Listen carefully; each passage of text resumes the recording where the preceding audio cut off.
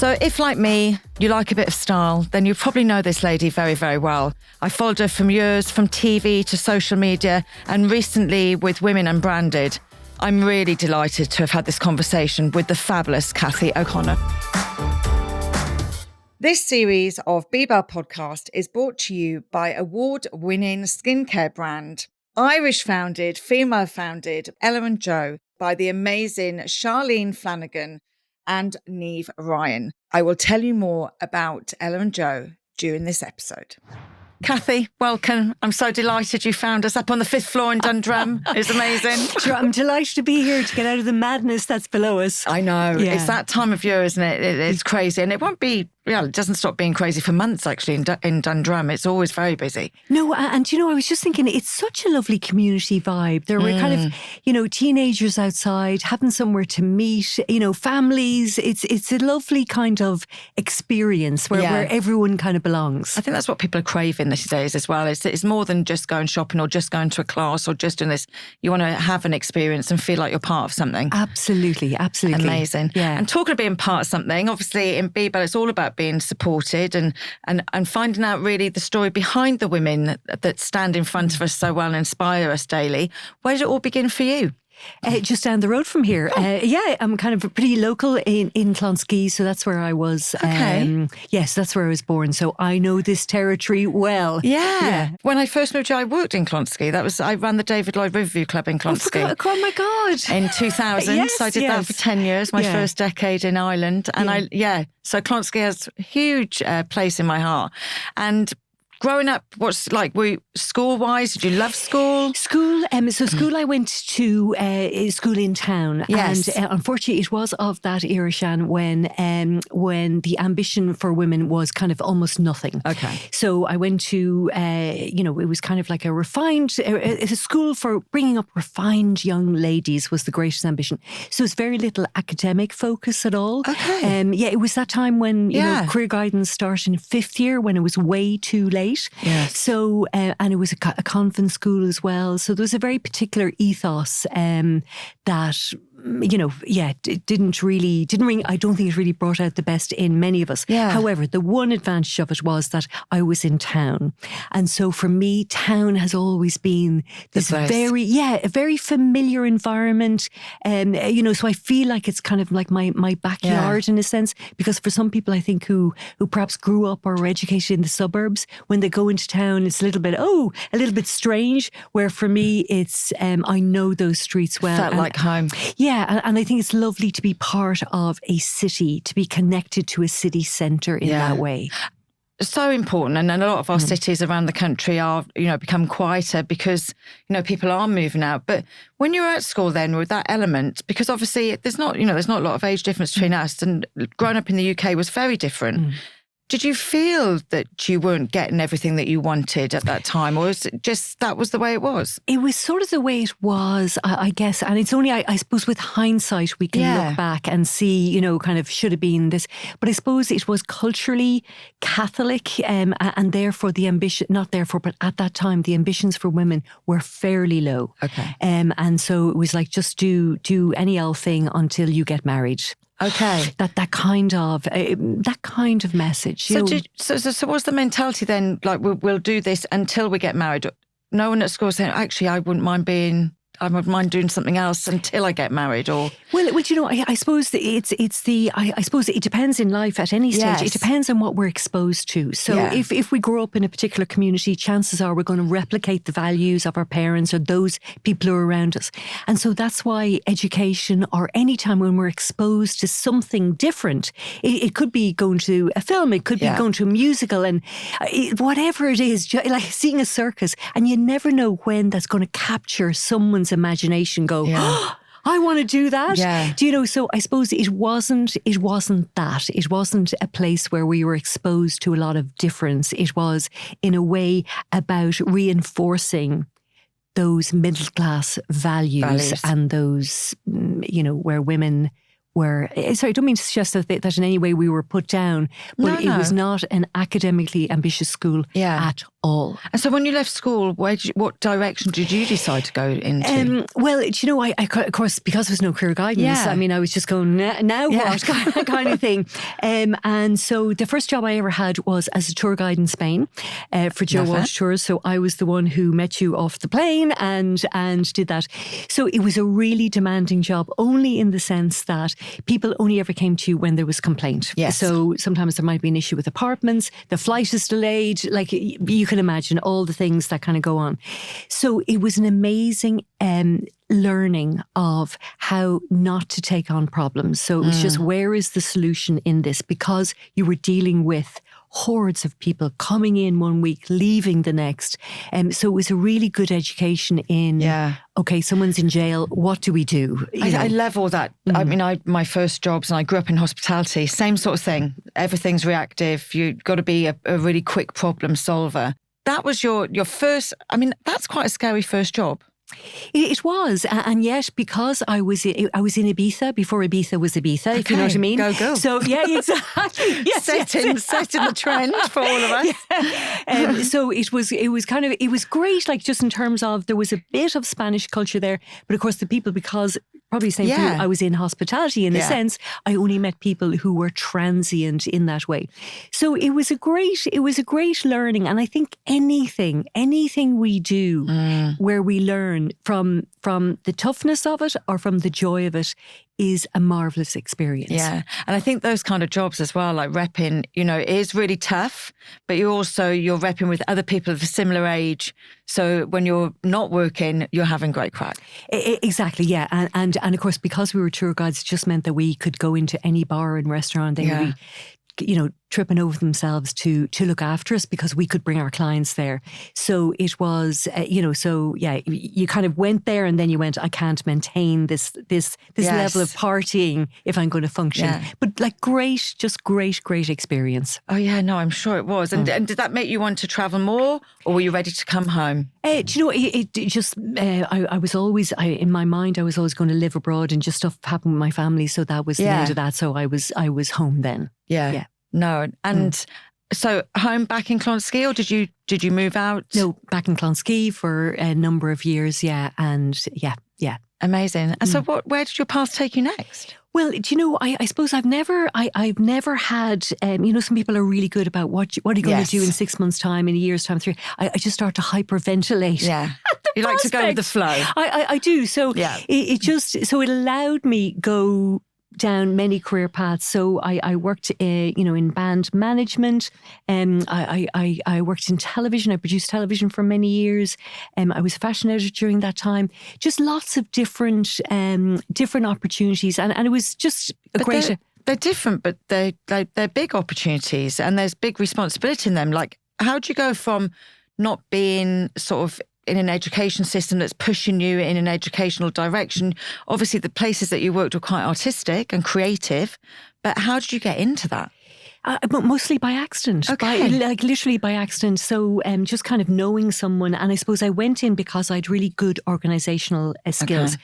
Having done, I'd done what I'd done, I was really good organiser. So I went in on that basis. And when I went into television, I was a coordinator. Okay. So it kind of, my background was in organisation. Yeah. So, which, as you know, kind of allows you go any which way. And I suppose as well, I have a kind of a linear brain in a sense, in that, like, if this doesn't happen now, then B, C, and D will not happen. So I can kind of anticipate what needs to happen. Do you know, that and kind then move of in another direction if you need to do so. Exactly. Yeah. So they were all really, I worked in film for a while. So, and as you say, just creative backdrop, which was great, and a real privilege. It's such a privilege to be able to have the time to explore these areas, and I was able to do that. It is amazing. And what really, like, from doing all those different things, what said to you, okay, I want to go in this direction? Nothing. Sorry, I wish I could tell you. Yeah. So, for example, I was working in television at the time. I went in on secondment to RTE for what was Head to Toe at the time, which tell you how many years ago. So I was covering for maternity leave. At that time, I said, oh, listen, I'll do a piece on one dress, 3 different ways to wear it. great in theory. On the day of filming, Shanna, I would have eaten my right arm off rather than do it. I was plumb terrified. Oh, I mean, bless you. just talk about rabbit in the headlights. I mean, I was just terrified of doing it. Anyway, got through it, thanks be to God. It went out in air. And a friend of mine who worked in Smurfit Publications was at a meeting the next day, and the editor of You magazine at the time said, you know who we need is your one from the television last night. And so suddenly I'm in having a meeting about being a fashion editor, not really quite knowing what that job was. So, do you know, so it's not necessarily that I fell into things, but just, I guess I was always open for opportunity. And when they came my way, I would do it. So, you know, so did you always say yes then? Pretty much, and so when I was producing Off the Rails, for example, I obviously being a fashion editor, so I worked very closely with stylists, and my series producer said to me, "Why don't you do makeovers?" Which would have meant that I was in front of the camera, and I was going, absolutely no way. I did not do drama in school. I am not the person who wants to be centre stage at all. No part of me wanted to do that. And then I just thought, Maisie, for God's sake, just get over yourself and give it a whirl, you know. And I was so lucky because I did makeovers, so I never felt the focus was on me.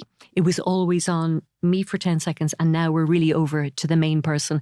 Yes. Who was our makeover person. So. I think that's a really good way to think about, though, public speaking or you know, making yourself more visible. I'm always saying to people when they're nervous of that is think about the other person, think about the person that you're speaking to, think about how your information is going to help them. It takes a lot of pressure off, I think. It absolutely does. And I mean, I've never watched myself on television because I'm sure I would be going, oh my God, no, look how I sound, how I look, and what, in that kind of natural way. So I never felt a pressure to be a type. I always felt I'm doing my thing, but really our main person, the most important person, is our makeover person. So I'm there to facilitate that. Yeah. And it was a joyous program. Do you know what I mean? Wasn't it? Yeah, it was really great. Yeah, and you know, it was such a privilege in many ways to be the stylist on so many of those makeovers, because you know, people think that to do a makeover, what you're doing is telling someone to wear something, which you're absolutely not doing that. You're kind of looking at someone, kind of going, okay, how can we enhance your confidence? How can we put you in something where you feel absolutely amazing and confident, and you want to show the nation, this is who I am. So, because it's never about turning out mini-me's. It's not about this is what I like. It's about you and what you would like to wear and how that all happens. And you know, to have, you know, women who are brave enough to go on television with their wobbly bits, their insecurities, all of that kind of stuff, and to be part of that transformation is such an incredible privilege because they never lose it. And so they take an interest in themselves and how they look, and they continue to wear the lipstick or whatever the thing is. Yeah. And it's such a joy and a privilege to see the light in people shine and to be part of, obviously I was one part of it. There was hair and makeup and fabulous people on the team, but it's a real privilege. Clothes are super, super important. You know, I love try-ons and I love dressing up and everything else, but I am at my most comfortable in my tracksuit because I'm a Pilates instructor. That's where I live. But like the landscape has changed a ridiculous amount. You know, I used to be a fit model in my 20s. And, you know, I probably dress younger now, actually, in my 50s than I did in my 20s. Because in my 20s, I had to dress like an old woman because that was the only place I could buy clothes, was in old women's shops. Yeah. Everything's more accessible now. But I always say, like, I still don't want to look like, you know, my sister says a size 10. I don't want to look like her. I want to look like me. Do you know, and Sharon, I suppose that's what it's all about, is personal style. And for me, personal style is the marriage of things that say to the world, this is who I am, because it's the most wonderful form of self-expression, along with things that really work for your body shape, for your lifestyle. And I think the challenge that we have had for like quite a while now is that it's so incredibly trend oriented. My God almighty, any season, you're getting 5 key pieces. You're buying them high street, you're buying them high end, but by God, you will know what's in fashion because everyone's wearing it.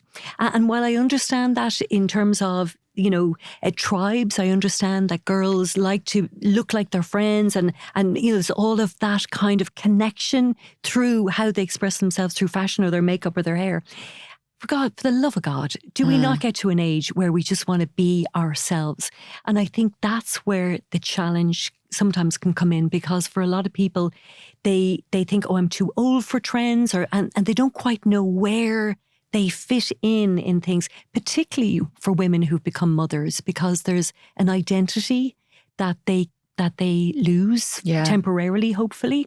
But, you know, they spend a year, you know, cooking a baby, and then another year going, oh my God, what's happened to my life? I haven't slept for 52 weeks or whatever it is.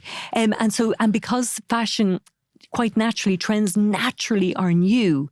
So what she was wearing before she got pregnant is not what's going to be in fashion now. And so what can happen is that people feel a little bit on the back foot as well. So it's, and I think it's just a real shame when people, you know, don't you know, discover the pleasure of personal style, of wearing things that make you feel really good and confident. And why do you think they just don't? Because actually the problem that I had in my teenage years gave me personal style, because I didn't have any choice but to have personal style, because I never dressed like my friends. But I always had a way to dress. I knew what suited me. And I, you know, like if a blazer doesn't fit me on the shoulder, I'm going to look twice as big. I have to be fitted. I know that I can't wear 3 button. I have to wear a 2 or 1 button because I've got a high waist. Do you know what I mean? But I learned that young because I had no choice but to learn it. But it's super empowering. I want to say thank you so much to Ella and Joe, our sponsors of this episode of Be-Bell Podcast. Ella and Joe is all about bringing a joy and vibrancy to skincare. Each product is inspired by nature and boosted by science, designed to deliver the most amazing results, but also to be kind to your skin. It is luxury moments that brighten up our day. And as always, I want to bring it back to me with my 2 hero products. The 3-in-1 Hyaluronic Spritz, it stays in my bag all the time. And if you haven't tried Melt Away, then it's a must. It's the most beautiful cleanser. And don't forget, all Be-Bell listeners can get 20% off all full-size products online. Just use the code Be-Bell at checkout. So thank you, Ella and Joe, for sponsoring this series of Be-Bell Podcast. It is absolutely. And I think with women, sometimes it's kind of a bit unfortunate in the sense that there's a presumption that every woman knows how to dress herself or has an interest in dressing herself in a particular way. And really, unless you learn that knowledge, because it is knowledge about how to dress for your body shape in terms of proportion, how to choose colours that suit you, all of that kind of stuff is knowledge. That if you don't have that knowledge, of course you're going to be on the back foot and you're kind of wedging yourself into things that don't suit you. Or what happens is people sometimes just abdicate altogether. I'm just going, I'm out of here. My kids are going to be the best dressed. Have the latest trainers, and meanwhile I'm schlepping around in stuff I don't feel good in. I actually don't buy my sisters, and I did this with my mum as well. I don't buy them vouchers for shops that have kids' clothes because I know that they will spend it on the kids. And isn't that amazing? You know, and again, you know, I'd be aware of like, you know, I do a lot of personal shopping, and most of my clients are women who've lost their mojo. Okay. And they lose their mojo for a whole myriad of reasons. Very often it is motherhood and the person who they were, or they lost weight or put on weight or whatever, or they just don't know where they fit in, feeling a little bit older. And it's just, again, such a privilege. And I just really love to work with people who are going, do you know what? This is just for me. And I think for any mothers out there, it's really good to do anything that is just for you. It doesn't matter if you're playing tiddlywinks, if you go for a walk, and that's nothing to do with the family, because that sense of identity, that consistency of you looking after yourself when everything changes, you will have invested in yourself. And I think people get so unused to that and feel guilty about spending money on themselves. Absolutely. While their children are going through another pair of, like 200 euro or whatever it is, pair of trainers. It's really important to look after yourself, because if you don't do that, then it's like the top of the pyramid. It's beholden to you. You're not here to save anyone. Oh, and I think, that's the messaging I'm always trying to put across. And I know that you've started something really lovely and beautiful recently in Women in Branded. And as soon as I saw it, I was like, oh my God, that's so Belle. The whole reason that this pod started and this sort of community, I suppose, is because my nieces, and my niece she's just amazing. I shouldn't say she, because she gets on the phone and says, it's your favourite one.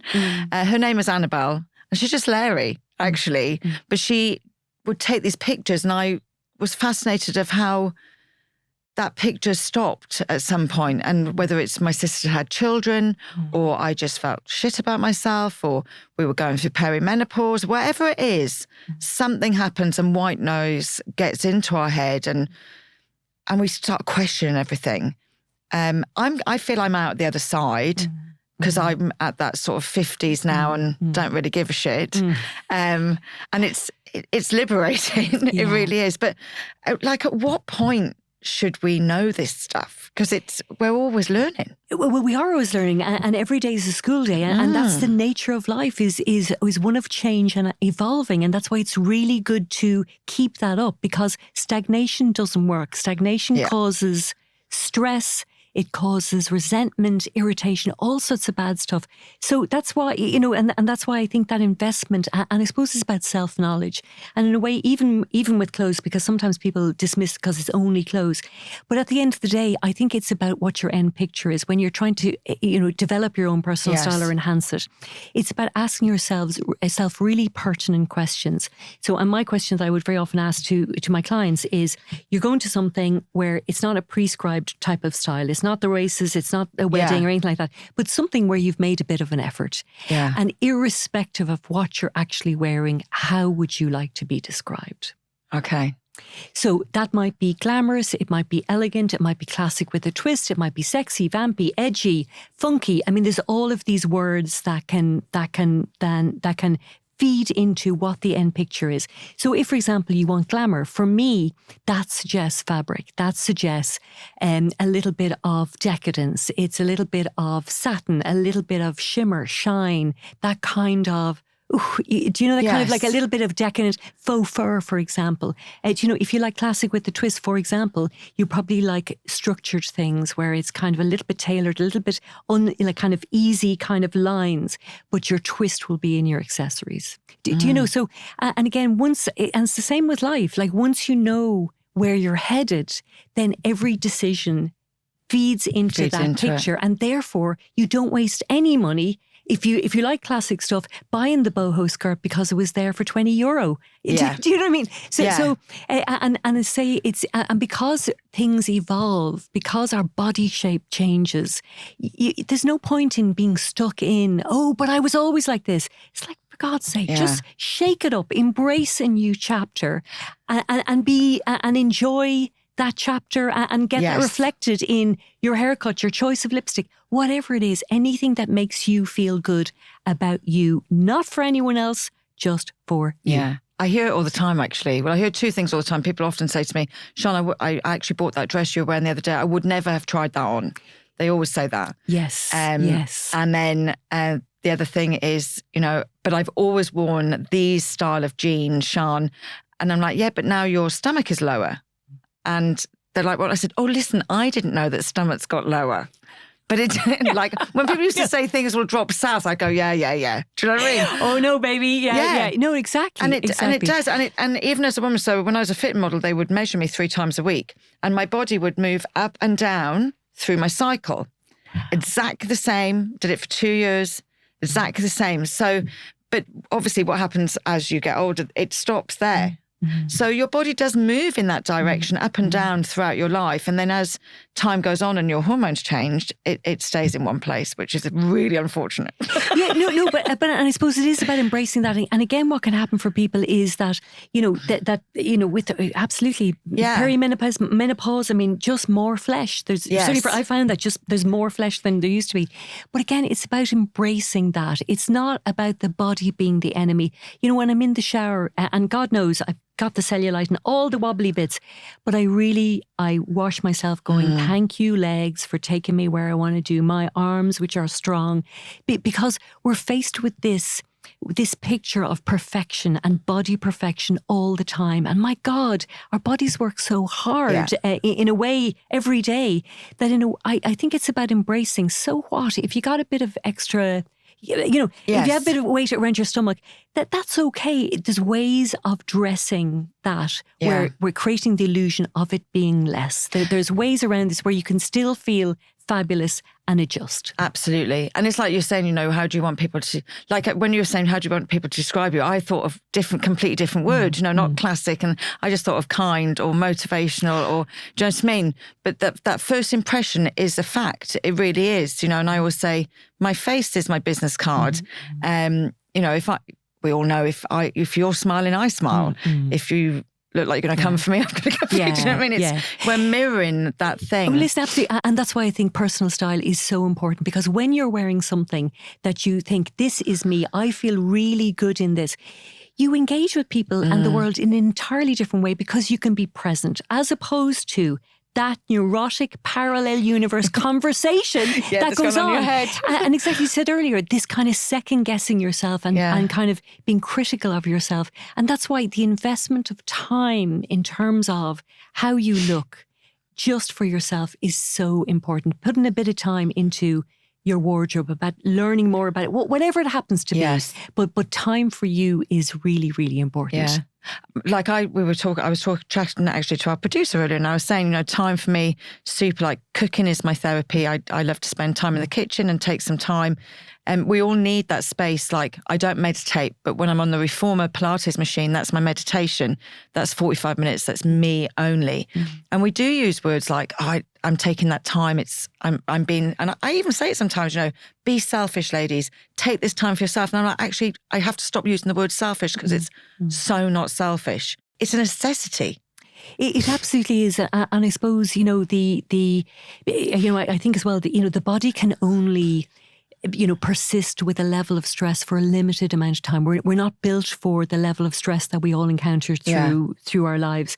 And so anything that can just rebalance you in small ways, it's about a series of small habits. You don't have to, don't necessarily have to do big things, but it's just about things that are just for you. And I think particularly for mothers, it's really important because there are so many people who've demands on your time. And unless you keep some part of yourself going alive, when you got empty nest, you'll be looking around to your husband going, who the hell are you? And you've got all of that, you've got all of the loss of being needed, all of that kind of stuff, where if you can just keep something of yourself going, these things don't impact, and there's potential for expansion and liberation and all that fabulous stuff that comes as you get older. It's so true, actually. I was chatting to a couple the other day and I said to the husband, they're just about to become empty nesters, and he was like, oh, we'll be fostering. And I went, what? And he goes, she'll never cope. He said, and we've got a lot more to give, so we'll foster. Okay. And I thought, that's beautiful from one sense, but also they were scared just to be together because they had, and they'd be the first people to say they kind of have lost themselves in that. But, and fostering is such a gift. Like, I was like, that's amazing. Yeah. But he was very honest about why they'd be fostering as well, So what do you do? What do you do for yourself? So I just, this year I go to the gym. And I've never been a gym bunny in my life.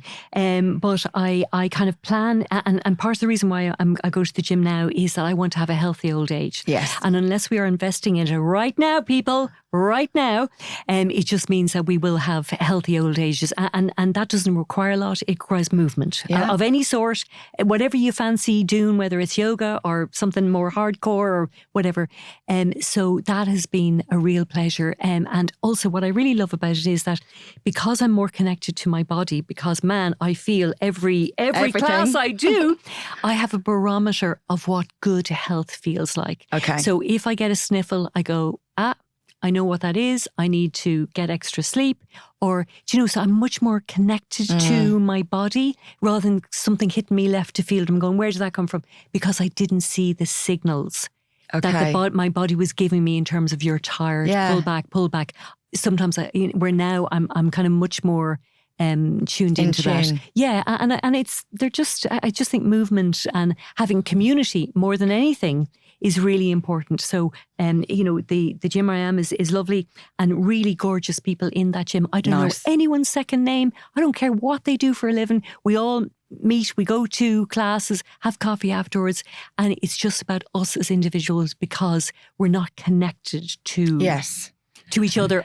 Such an important space. Oh my God, community is everything because everyone comes to the table with different perspectives, and that is such a blessing because I think it's kind of dangerous for any of us in a way to live in a monoculture where if we're married, we only hang around married people, or yourself. Yeah. You can just get locked into that, and it's really good to have exposure to people who are different to other than us, just for the experience. Yeah, no, it's massive. Like I obviously teaching Pilates, people often say, "What are you teaching? How does it work?" And I always just say, I'm teaching people how to get out of a big chair when they're 80.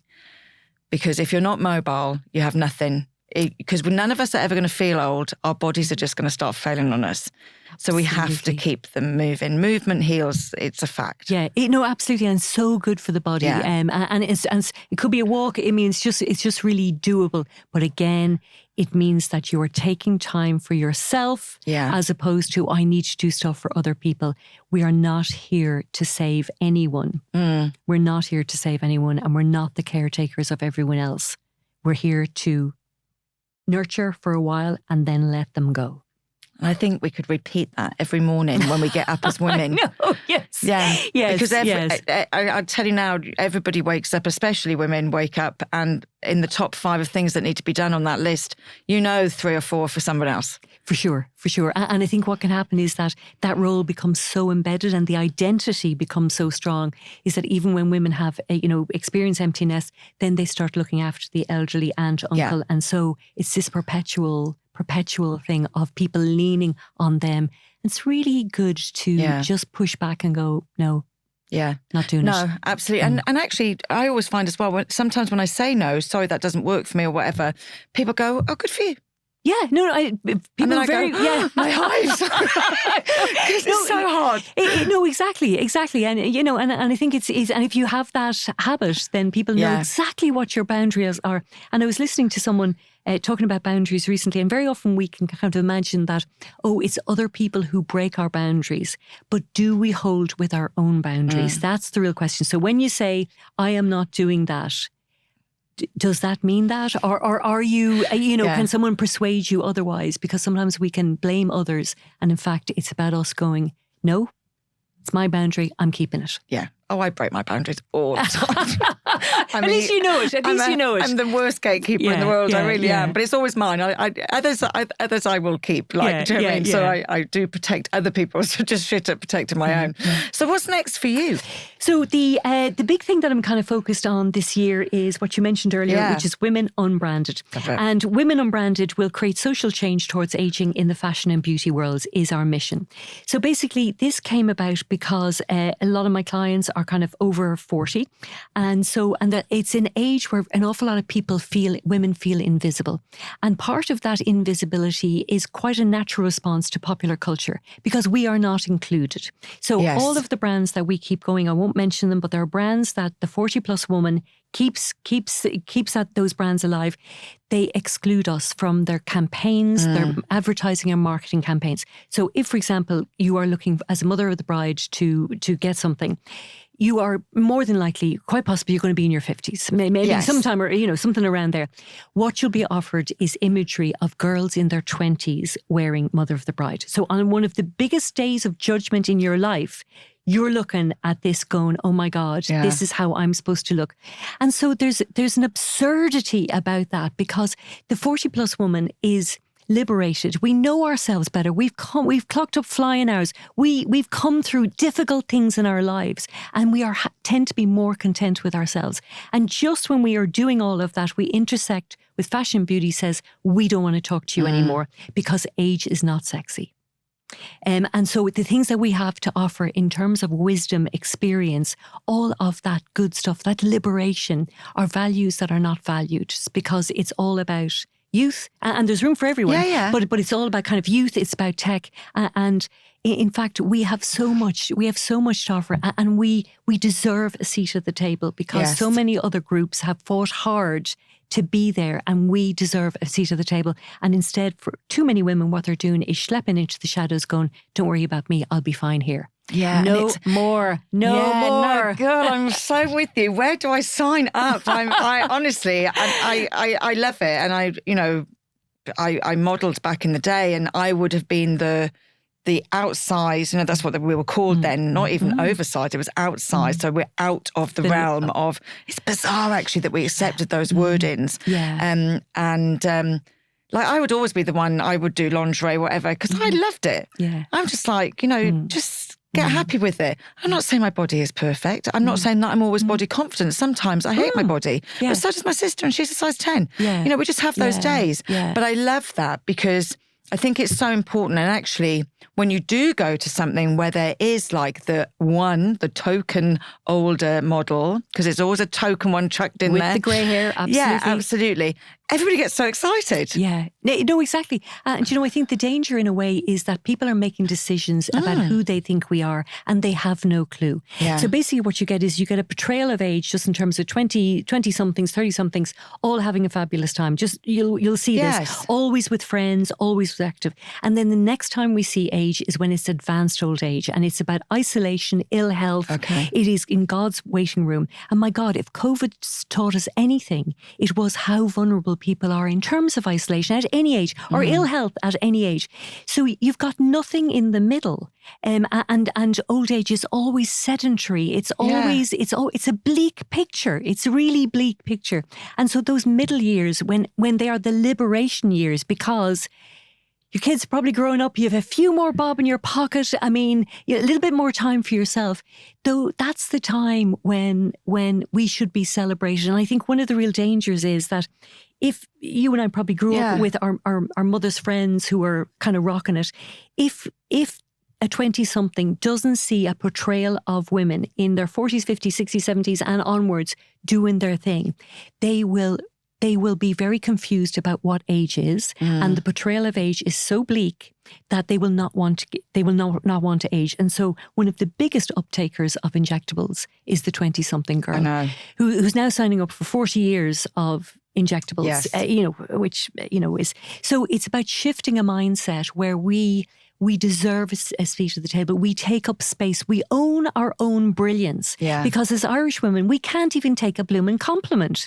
You just say to someone, "Oh, you look great. This old thing, I hate it. I'm going to burn it when I get home." Or and so it's about us, owning who we are, being proud of the amazing achievements that we've come through personally, the things that we have survived, the things that the grit that we have in ourselves. And it's really to shift that so we are valued, and we are valued in the sense that companies that we support are going, "Thanks a million for the business. We want to reflect who you are." And so that other women go, "Man, look at her. She's in her 50s and she looks great. Maybe I'm going to try that too." So how do people, we need to sign up for this? Thank you. No, because it's just so important, because, like most of the women that I work with are 35 to 55. I always say to people, look, these aren't just the decision makers in their business. They're the decision makers in their home. These are the people that make, no man ever bought a car without his wife saying it was okay. It's a fact.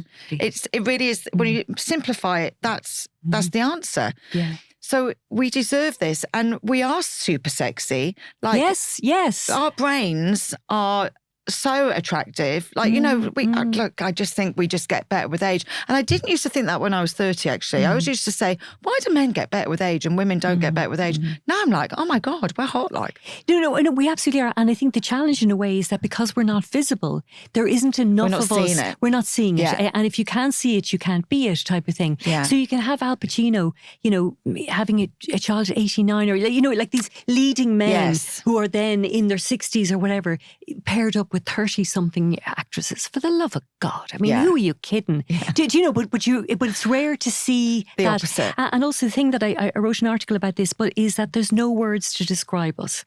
So there's no words, and your listeners, please, if I've missed something, no word or phrase that I can think of that talks to the vibrancy, the attractiveness of a woman, that by implication it says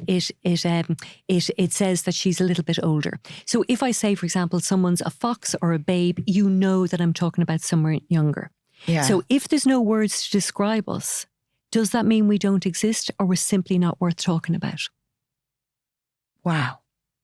So, do you know, and any of the things like, oh, she's a cougar, they're pejorative. They're I not. was going to say, like, words like cougar, MILF. They're pejorative. They're kind of, a slap in the face in a way. And this is the kind of, and our biggest challenge with Women Unbranded is actually shifting a mindset. It's shifting that we are sexy. We are all the things that you have decided we are not. Maybe we have to stop asking each other, and we need to ask the people that watching it. We need to ask more men how they would describe us. Shan, absolutely. And I think men, for any kind of change, particularly to do with this, need to be part of the conversation. This is not a kind of, women versus men kind of conversation by any means. No, it doesn't work without them. No. You have to have both sides. Exactly. Yeah. So it's a really big shift. But what we're doing is we're working on a website and it's women_unbranded on Instagram. But what we're doing is we're working on a website, and basically what we're doing is we're identifying the pain points for women. So that could be, my hair is thinning. It could be empty nest. It could be, I want to get back into the workforce. Yes. I'm dating again in my 40s, 50s, whatever it is. And so we are compiling trusted resources. Yes. Because any way that we can help women get across the line, we are there with open arms to get them re-engaged with an aspect of themselves that they thought was over. Yeah. Because I think it's by a collective, I think it's about support that we can create change, because this has to happen at a grassroots level. Chanel will never change their beauty products. It's just not, it's too much of a reach, but absolutely it's a grassroots movement where women demand more from the brands and the businesses they support. Well, I love it. Get ready for a long list. Thank you. Can't think of a better way to finish our conversation. However, we do have a question for the last person that was here. So I get you to open that up and you can read that out. So, the question is, what has been your biggest challenge, and how did it shape who you are? Oh, that's a big question. I suppose I have had many challenges, like so many people in my life, and I suppose my biggest challenge would be letting go of the past. Okay. I'm sure everyone knows what I'm talking about, and it's that influence of the past determining who I am now. Because I think sometimes we can be so marked by our past or things that happen to us. It's hard to, get out of that. And so with that in mind, I'm really interested in the mind. I listen to a lot of inspiring people. I trained as a life coach and a hypnotherapist. So I feed myself really enlightened people. I listen to really enlightened people, because the great thing about the human experience is no matter what you are going through, there has been thousands of people who've gone through it as well, and who've come out with these nuggets of information that can absolutely transform your experience. And so for me, in a way, for any of us, it's about transcending the experience that we accept it, we acknowledge that stuff was difficult, but in some way we transcend it and we are not perpetual victims of what may have happened to us. Beautiful. And any recommendations of someone that you think we should listen to? Oh my God, so many. So at the moment, I'm loving Joe Dispenza. I think he's really great. Jay Shetty is, he always has great guests, so it's a great way of kind of being exposed to that. Diary of a CEO. And you'll find the currency, you'll find the person who talks to you, but it's about having the appetite. So I never listen to the news because I've nowhere to put that information where it's okay with me. Okay. Gaz is not okay, so I can't do it.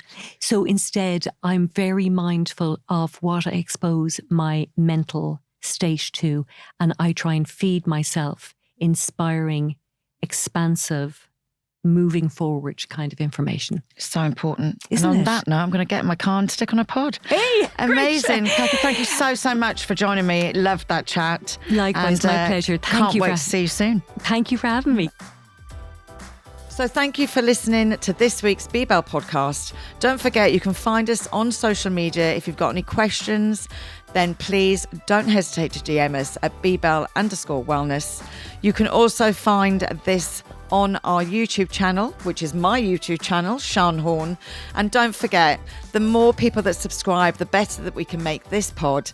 So don't forget, like and subscribe across all channels. And thank you.